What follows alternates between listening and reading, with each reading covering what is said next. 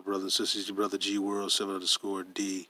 Now here's the book, Brethren by Nature: New England Indians, Colonists, and the Origins of American Slavery. As you see in here, you see the English colonists and the Abenaki Indians, part of the Wabanaki Confederation. Now you look closely; these are Negroes, man.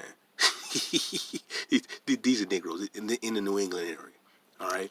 They were in the New England area as well as northeastern Canada, the woodlands. All right, I'm going to go and turn and read a few things. And I'm going to mention a few things. Excuse me, pardon my throat. Clear my throat. Okay, I'm going to mention a few things. I think it's page 20. If I get the correct page. And because I want to read a few things on here real quick. Oh, here it is, right here. Slavery and servitude in early English America. Indian servitude, as practiced in New England, presents some conceptual challenges to traditional definition of slavery in North America and complicates the story of slavery's evolution. Significantly, the precise legal status of Indian workers is sometimes extremely hard to determine, and Indians could find themselves in any of the number of forms of involuntary servitude and slavery.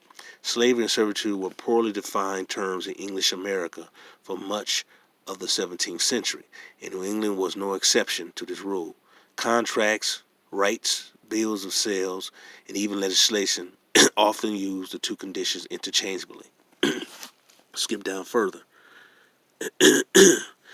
In fact, despite being the first to legalize slavery in 1641 in the wake of the Pequot War, thereafter New England governments consciously avoided additional legislation that clearly delimited what slavery was, how and whether hereditary conferred it, and it was eligible to be enslaved. The sweeping legal codes that defined slave codes in the Southern and Caribbean colonies between 1661 and 1705 had their equals in New England, where government passed laws between 1690 and 1720 that regulate the leisure time of both Indian and African slaves and servants, categorized them as property for tax purposes, and shutted them to different to different legal system for certain crimes. Yet these laws fell short of codifying slavery as inheritable, perpetual status. In this vagueness, the New England colonies departed from peers in the English Atlantic world.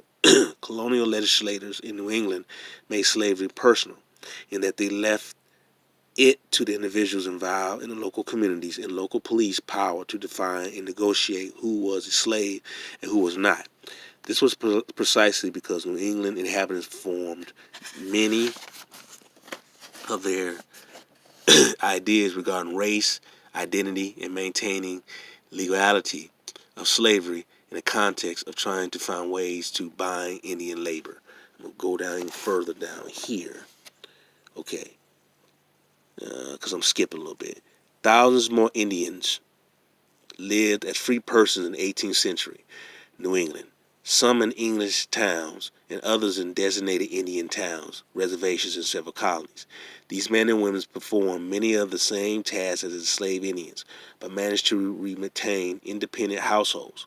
Indian towns remained a potential refuge and source of community and culture for the entire Indian population, free and enslaved. In some cases, particularly as day laborers, Indians could control the terms of their employ and maintain autonomy, even though they still had to adjust to a regional economy, work life, and environment that the English had dramatically altered.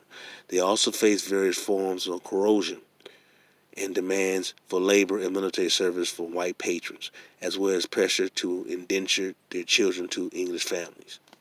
More seriously, the presence of Indian slavery and judicial enslavement meant that free Indians stood in constant danger of involuntary servitude.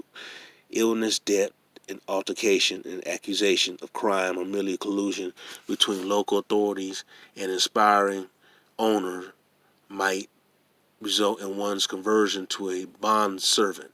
Moreover, once enmesh in relations of even voluntary servitude. Native Americans might find themselves in a state of de facto enslavement, as owners sought to transform Indian wage workers and term servants into slaves. Some Indian families experienced a kind of serial servitude that bound successive generations. As Caesar's case showed, masters such as the Young's family asserted ownership over the children of Indian servants, seeking to transform them into slaves. It's a lot else I could read, but I'm not going to read that. But I want to go back and show you this image right here of the original Indians in the Northeast, what is now Vermont, Maine, Connecticut, Massachusetts, and in that part of Canada going all the way to Ontario. You had these Abenaki Indians, part of the Wabanaki Confederation. These were Negroes. Now, I said before how Negroes were in Canada all the way to Argentina. All right, and they'll just say in this country, we'll say Canada or North America to Canada to Florida, Florida all the way to California and up to Washington. The original people of the Americas were black. All right, so that land that Harvard and them sit on, and those Ivy League schools sit on, they sit on land that was occupied by Aboriginal black Northeastern, what we call Indians today. And they stole that land from them. And they used, quote, black slaves to build many of those damn Ivy League institutions. Where you got Sambos like Henry Louis Gates denying the fact that black people were Aboriginal here. You know, why would you listen to that Negro when he's on his, second non-black wife? The point I'm making is that this information is going to be constantly covered up.